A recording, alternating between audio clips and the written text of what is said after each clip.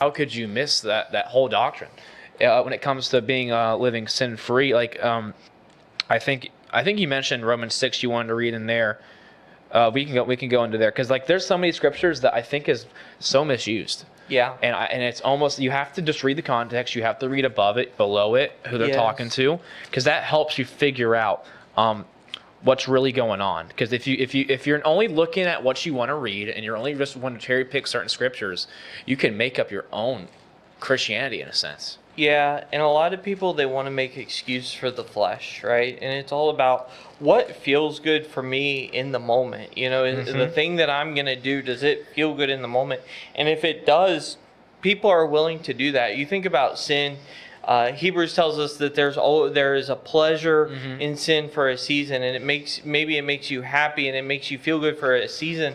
But then on the other side of that, once you do it, you're always filled with regret. And that's one thing about holiness. When you really get holiness and get that work done in your heart and life. I was looking, actually, before I came in, I was looking at the word holiness in the Greek. And it's actually a couple times in Romans, the 6th chapter, this particular Greek word is. I won't try and say it.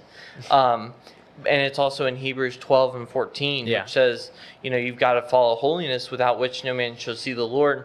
And actually, when you study into it, it goes back to that work of sanctification. And that work of sanctification is so important. So the work of justification forgives us of committed sin.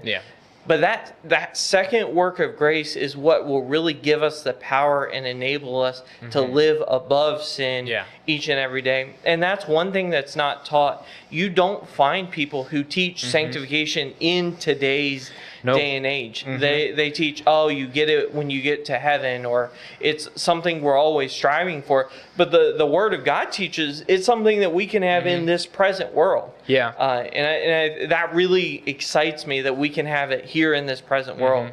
And I feel like it's our job as a church. So many people have muddied the water on this doctrine, and they've taught things that aren't right. It's our job as the Church of God to really trumpet the message of holiness and let people know there's a better way, right? You don't have to sin anymore. And that message, to me, really excites me. I love the idea, and it's not just the idea, it's the truth of it is holiness allows you to have a pure conscience.